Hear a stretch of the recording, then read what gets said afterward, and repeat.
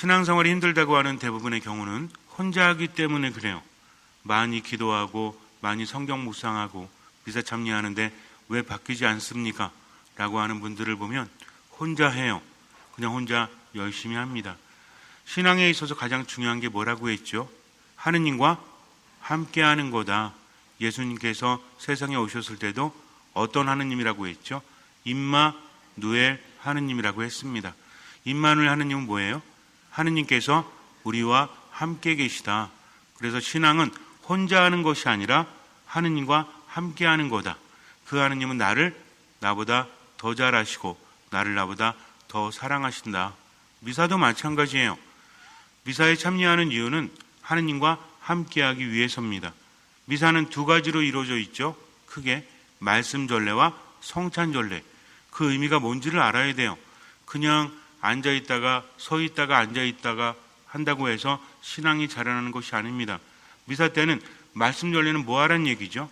말씀을 들으란 얘기입니다. 그리고 성찬 전례는 예수님의 몸과 피를 받아 먹고 받아 마시라는 거죠. 어떤 이야기를 듣고 또 내 안에 모신다는 것은 무엇입니까? 그분과 함께 한다는 거죠. 그래서 어떤 마음이 중요하다? 듣는 마음이 그래서 중요한 거예요. 하느님께 나에게 어떤 말씀을 하시는지. 인간이 살아가는데 힘든 이유가 여러 가지 있지만 그 중에서도요, 잘 모르기 때문에 그래요. 어떻게 해야 될지 답을 알지 못하기 때문입니다. 내가 어떤 말을 해야지, 어떤 행동을 해야지 알 수가 없죠. 가족 간에도 마찬가지고요. 직장에서도 그렇고요. 또 혼자서의 삶도 마찬가지입니다. 이게 맞는지 틀리는지 알 수가 없으니 삶의 확신이 없다는 거죠. 두 번째는 무엇입니까? 어떻게 해야 되는지를 모르기 때문에 그래요. 답을 알지 못하고 길을 알지 못하기 때문입니다. 이 두 가지가 굉장히 중요하다는 거죠. 이것이 옳은지 그른지, 그리고 내가 하고 있는 것이 맞는지 틀리는지, 그리고 어디로 가야 하는지. 이 두 가지 문제와 또 한 가지는 뭐냐면 생명력이 없기 때문입니다. 알고 있다고 할지라도 힘이 없다면 할 수 없으니까. 그래서 삶이 힘든 이유를 분석해 보면 이 세 가지로 거의 측정해 볼 수 있어요. 이게 옳은지 그른지, 그리고 내가 어디로 가야 하는지, 그리고 나에게 힘이 있는지 없는지. 이 세 가지가 충족되지 않으면 우리 힘들 수밖에 없다는 거죠. 많은 사람들이 그것을 찾기 위해서 헤매입니다. 하지만 명확하게 그 길을 알려주는 존재는 없잖아요. 그러나 우리에게는 있죠. 누구십니까? 예수님. 아주 간단하게 말씀하십니다. 나는 길이요 진리요 생명이다. 이 말씀이 얼마나 기가 막힌지 묵상하셔야 돼요. 나는 길이라는 거죠. 내가 가르쳐주는 대로 나라는 길을 걷는다면 너희는 제대로 된 방향을 잡을 수 있다. 진리는 무엇입니까? 진리는 옳고 그름이잖아요. 무엇이 맞는지 무엇이 틀리는지 바로 그것이지 않습니까? 그리고 생명은 뭐예요? 생명력을 우리에게 주신다는 거죠. 제가 여러분께 말씀드린 세 가지를 충족해 주시는 말씀. 나는 길이요 진리요 생명이다. 여기도 중요한 게 있죠.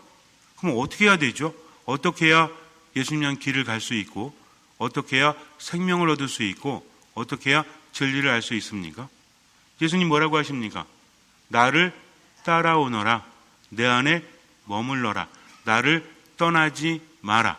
세상 끝날까지 내가 너희와 항상 함께하겠다 라고 말씀하십니다.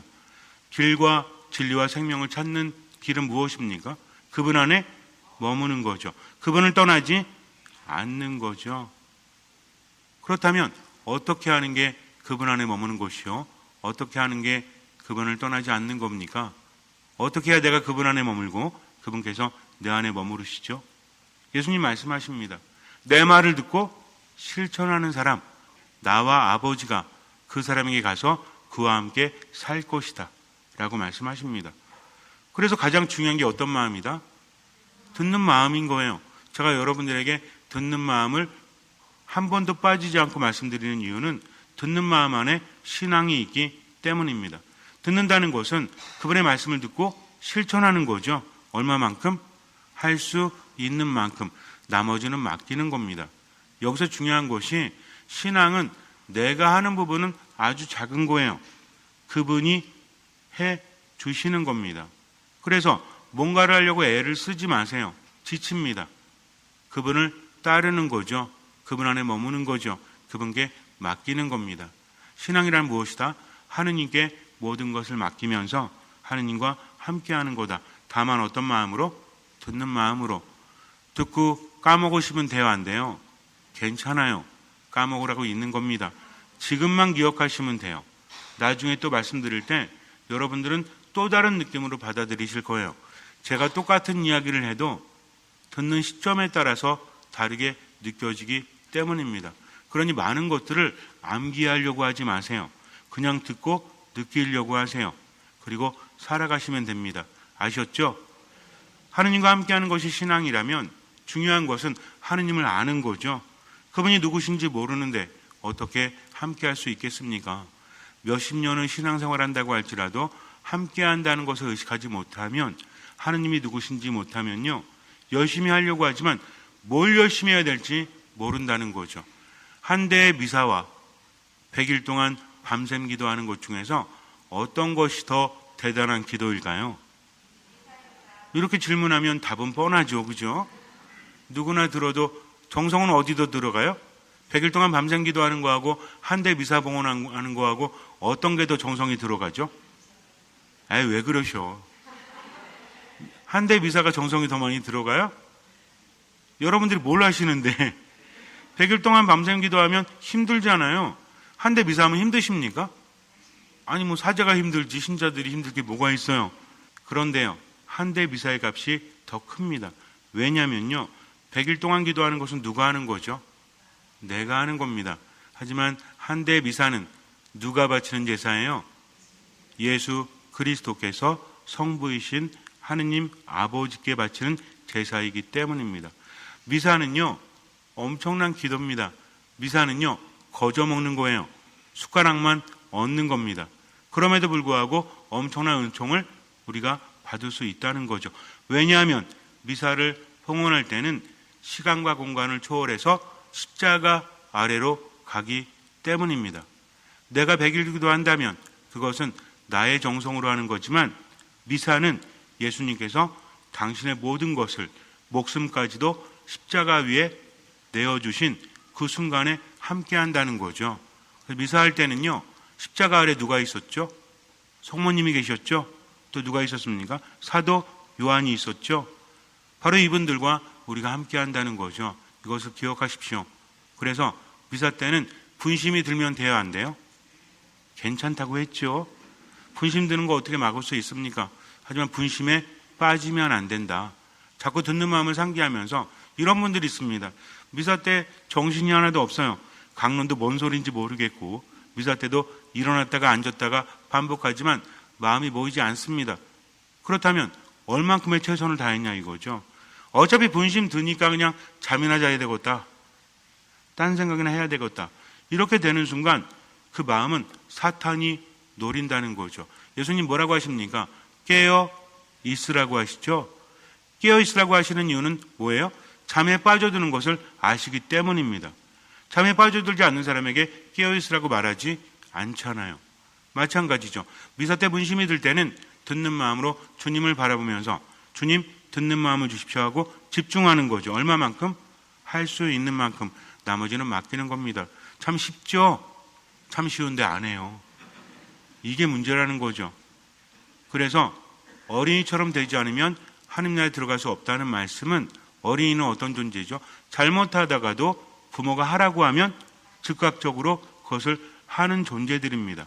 어른들은 뭘 부리죠? 고집을 부려요. 자기가 커지기 때문에. 그래서 여러분들에게 간단히 말씀드리는 미사 안에 어떻게 머물러야 된다?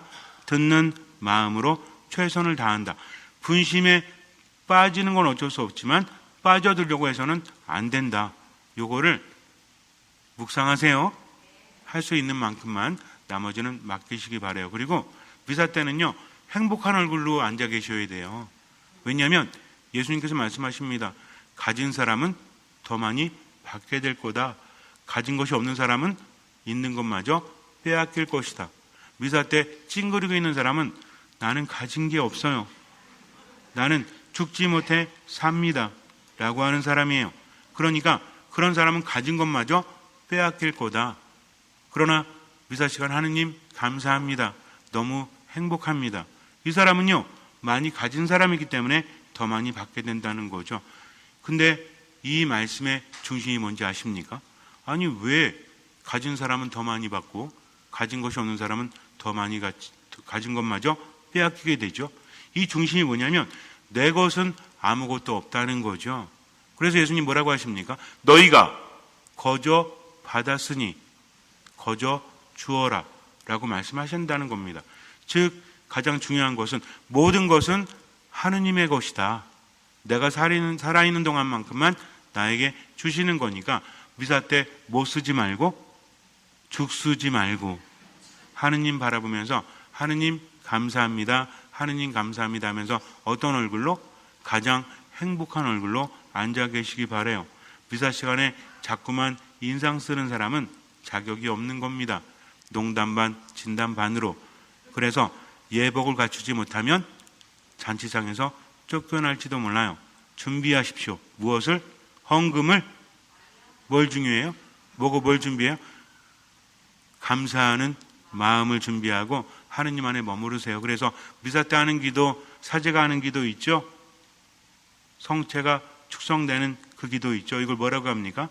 감사 기도라고 하는 거예요. 미사 때 우리가 어떤 말 자주 해요? 하느님 감사합니다.